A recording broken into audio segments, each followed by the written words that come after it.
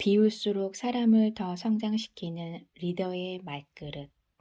김윤나 지음.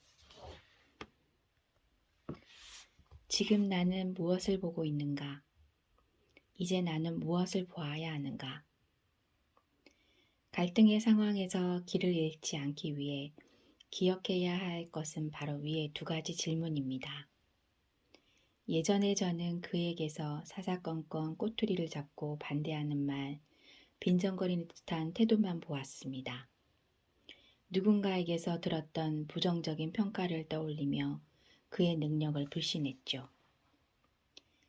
그의 선의나 진심이 무엇인지 알아보려고 하지 않았습니다. 반대로 제게는 충분한 동기와 진심이 있다고 보았죠. 지금껏 수고한 노력과 업무에 기여하고 싶은 열정을 몰라주니 답답하고 억울했습니다. 그의 부정적인 대화에 화가 났고요. 생각할수록 나의 감정과 의도는 정당하다는 확신이 들었습니다. 결과를 바꾸고 싶다면 무엇을 다르게 보아야 할까요? 대화의 결과를 바꾸고 싶다면 그동안 무시해왔던 것들을 다시 봐야 합니다.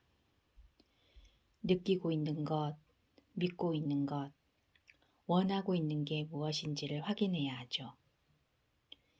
어쩐지 낯이 익다고요? 네, 그렇습니다. 바로 2부에서 다루었던 마음의 3가지 요소들이죠. 조망 능력이 발달한 사람은 존중의 대화를 하기에 앞서 이 3가지 요인에 대한 답을 먼저 찾습니다. 우리는 무엇을 느끼고 있는가? 우리는 무엇을 진실이라고 믿고 있는가? 우리는 무엇을 원하고 있는가? 이때 우리라는 단어에 주목했으면 좋겠습니다. 존중의 대화는 한쪽을 소외시키지 않습니다. 내가 느끼고 믿고 원하는 것과 상대방이 느끼고 믿고 원하는 것을 함께 보아야 합니다. 인식하고 바라본다.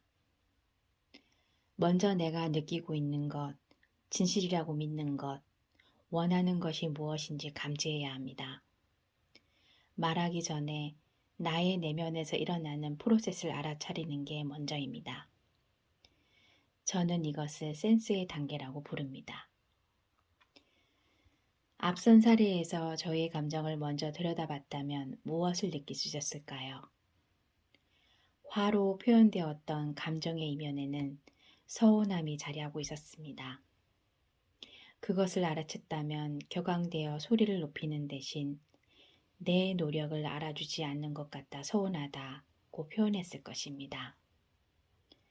그러나 예전에는 내면의 감정을 감지하지 않고 상대방의 말을 받아칠 생각만 했지요. 감정의 교통정리를 하지 않은 채 대화에 뛰어들고 있었던 것입니다. 저의 생각, 고정된 믿음에 대해서도 다시 들여다볼까요? 저는 이미 계획해 놓은 걸 바꿀 수는 없다고 믿었습니다. 그래서 그를 설득해야 한다고 생각했죠. 교육을 진행해 본 경험이 많았기 때문에 내 의견이 옳다고 굳게 믿고 있었고, 그 때문에 더 새로운 게 있는지 알아보려고 하지 않았습니다.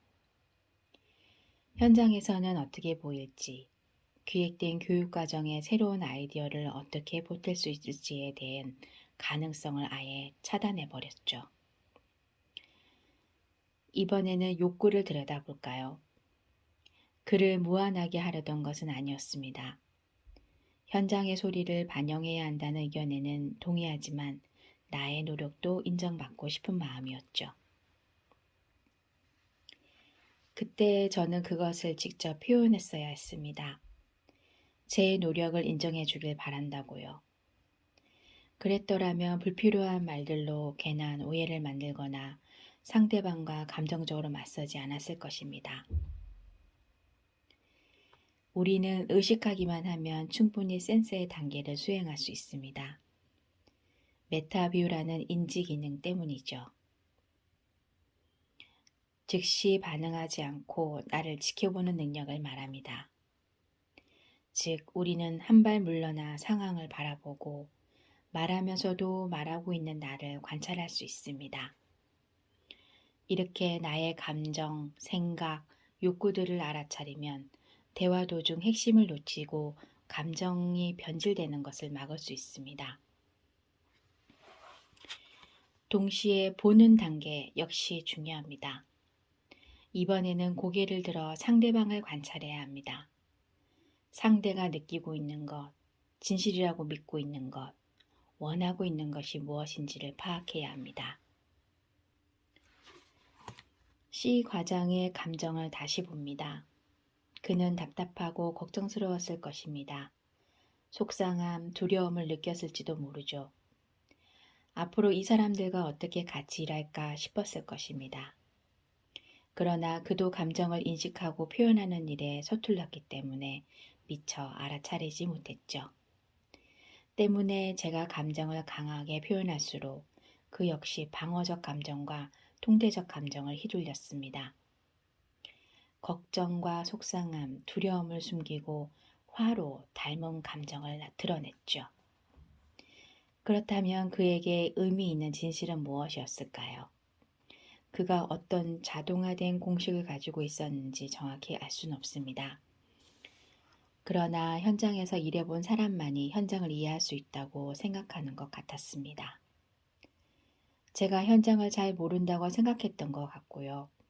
기획안에 변화를 주기 위해서 아예 판을 바꿔야 한다고 생각했을지도 모르죠.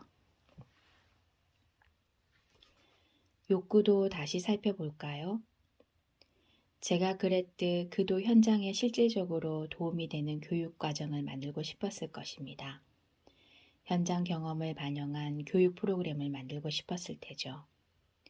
그러면 교육 과정을 기획한 경험이 많지 않았기 때문에 더 강하게 자신의 목소리를 내고 싶었을지도 모릅니다. 이렇게 상대방의 3요소를 관찰하면 공감하기가 훨씬 쉬워집니다. 거친 말투에 가려진 진짜 마음을 보게 되니까요.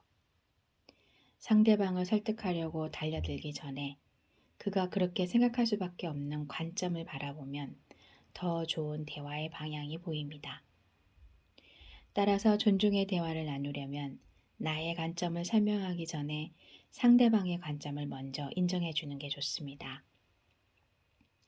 내 것을 먼저 말하면 상대방은 길을 막지만 상대방의 관점에서 먼저 공감하면 심리적인 여유와 받아들일 마음이 생기기 때문에 보다 호의적인 태도를 보이게 됩니다. 그 후에 나의 관점을 보여주어야 합니다. 그럴 때도 정확하고 안전한 방식으로 이야기해야 하죠. 앞의 사례처럼 상대방의 생각이 쉽게 드러나지 않는 경우도 있습니다. 그럴 때는 물어보세요. 무엇을 가장 중요하게 생각하는지, 어떤 의미로 받아들이고 있는지 말입니다. 혹은 상대방의 감정과 욕구에 먼저 집중해 보는 것도 괜찮습니다. 생각은 겹겹이 감추어져 있는 반면 감정은 비언어적으로도 드러나기 때문에 알아보기가 한결 쉽죠. 대화의 목표나 각자의 역할과 책임, 기대와 바람에 초점을 맞추면 욕구 또한 알아차리기 수월합니다. 무엇이든 마음먹기가 중요하지만 존중의 대화는 마음만으로는 잘 되지 않습니다. 갈등 앞에서는 조급해지고 부정적인 감정에 휩싸이고 생각의 터널에 갇히게 되는 것이 사람의 본능이니까요. 따라서 훈련이 필요합니다. 운전할 때 전방을 주시하고 낯선 갈림길에서 내비게이션 소리에 신경을 집중하듯 길을 살피는 마음으로 상대방의 마음을 살펴야 합니다. 다시 보는 연습을 함으로써 조막 능력은 좋아집니다. 감정이입이 잘 안 된다고 실망하지 마세요. 이것은 인지적인 공감의 과정이기 때문에 회의 테이블상에서 가슴이 뜨겁지 않아도 상대에게 깊은 친밀감이 없어도 노력하면 실력이 좋아집니다. 약간의 위안이 되지 않나요?